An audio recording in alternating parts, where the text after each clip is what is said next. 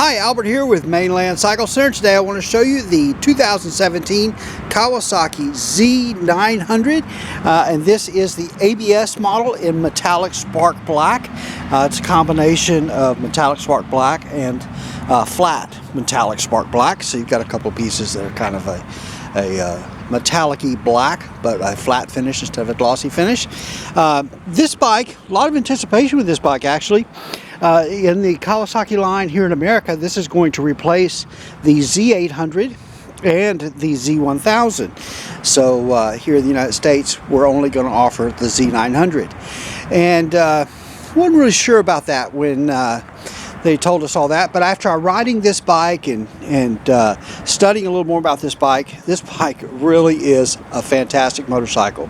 So let's get right down to it. The big change from Z800, Z900 is the trellis frame. So an all new steel trellis frame, which we typically don't see a lot of from Kawasaki. We saw the Ninja H2, the Versys kind of had a trellis frame.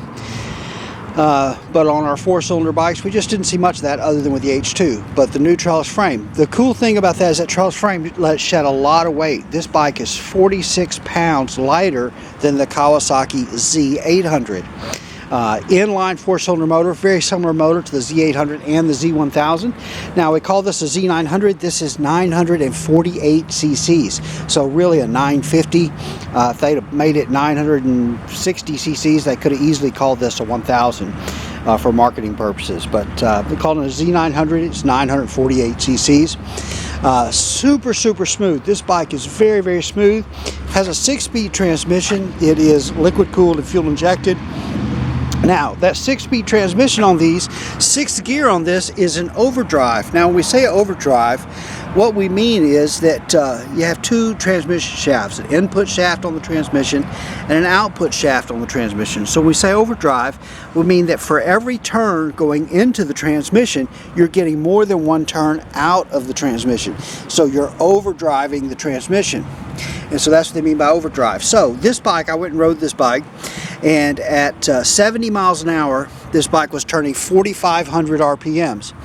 And so really nice low RPM. So it was right about 4,500 at 70 miles an hour. Then at 75 miles an hour, it was sitting right at 5,000 RPMs in 6th gear. Super smooth. The handlebars were just rock solid at 70 and 75 miles an hour on this bike. Just very smooth. No buzziness, anything like that. Very pleasant to drive. So 6-speed with an overdrive. The first 5 gears are much shorter gears and really going to be a lot of fun to zip through those first 5 gears. And then when you hit that 6th gear for highway riding, you get that overdrive, low RPM, smooth ride for just cruising. And really cool. I love that overdrive 6th gear on this bike. So like we said, liquid cooled, fuel injected, steel trellis frame, aluminum swing arm, a 180/55/17 Dunlop rear tire, and then a 120, I believe a 120/70/17 front tire. This also has 41mm inverted front forks, fully adjustable for spring preload and dampening. When we say 41mm, what do we mean? We're talking about the diameter of this chrome fork tube is 41mm. This has Nissan 4-piston calipers, dual disc, so 2 calipers, total of 8 pistons on the front, and but 4-piston calipers, the pedal style floating rotors. So the pedal, it's got these little cuts here, and those pedals allow you more surface area for dissipating heat, and then it's a floating rotor. So this piece of the rotor is steel, this piece of the rotor is aluminum, and then this little rivet here lets those two float. So really nice smooth braking. Good wind protection on this bike. Seemed to have a little better wind protection than the Z800. So I rode this bike yesterday, and I went and took it down the street. I rode it 5, 6, 7 miles. A little bit of highway and a little bit of it, but I got up to 75 miles an hour or so. And then I immediately came back, and we had a Z800 that was serviced, so I hopped on the Z800 and I took it for a ride because I wanted to compare them back to back. And both bikes really ride great. But this bike, noticeably better power, and then also a little smoother, and it seemed to have a little better wind protection to me, but not a huge difference there. But both bikes just superb, but definitely could feel some differences in the upgrades with the Z900. I was pleasantly surprised. All right, so your rear brake, of course your pedal style rotor there. The wheels, great looking 17-inch wheels, got the nice rim stripe on the wheels. A little smaller muffler than what you have on the Z800. And part of that is the pre-muffler is larger, which made the muffler, the parts you're seeing here, smaller. So nice looking, compact, small muffler. Has this horizontal backlink rear shock that is fully adjustable, spring preload, and the dampening. And so much like you see on the ZX10, some of our other bikes. Let's see, what else? Inline 4-cylinder, I think we covered that. This one is equipped with ABS. These are available with and without ABS. Let's see, what else? Slipper clutch on these bikes. So this has a slipper and assist clutch. So it has a really light clutch pull, very, very light. You can easily pull that with one finger, just no problem at all. So what you got is a little ramp system inside the clutch that as you apply throttle makes the clutch plates come together, and so you don't need a lot of clutch springs, because as you apply torque to the clutch it automatically tightens up, so you need less clutch springs. And so because of that, it has a really light clutch pull. And then also the opposite on D-cell, that ramp system causes the clutch plates to spread with enough torque, so it allows for a slipper clutch. So very, very cool clutch technology, really light, easy clutch pull. If you're sitting at a long red light with the clutch in, your hand's not going to be a lot less tired than on a bike with a conventional clutch with 5 or 6 clutch springs. Let's see, 46 pounds lighter, 948 cc's, slipper clutch, overdrive 6-speed transmission, trellis frame. Great looking instrumentation. Let's go ahead and take a look at that. So right now we're shooting this video, we're out here and we're in full sunlight. If I can get out of the shot, I'm going to go around the other side. And so full sunlight, and that instrumentation, with the exception of the glare, which you're not going to see, but is easily readable in full sunlight.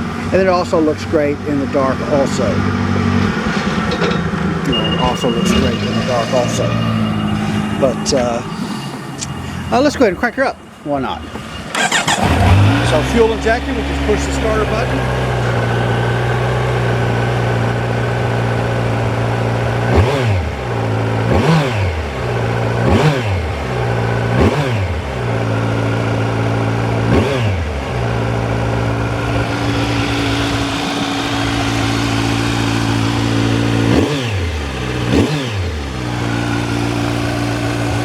So one headlight on, low beam, you turn the high beam on, you're going to get this headlight on. It's got a little marker light there. Clear turn signal lenses. And of course quiet with a stock exhaust, but it has a nice sound to it. The other thing that Kawasaki did, and I don't know that you can hear it on the video, is they tuned the sound of the air intake. So to give it a really nice sound, it has a really nice intake note to it, and with exhaust being so quiet you can hear the intake, and so really nice that it has a really good intake note, but they specifically tuned that. Alright, I'm trying to think what else. It seems like there's just so much. A little bigger brake discs than on the Z800 on this bike, so a little larger brake discs, 300 millimeter front discs, 250 millimeter rear disc as far as diameter. All right.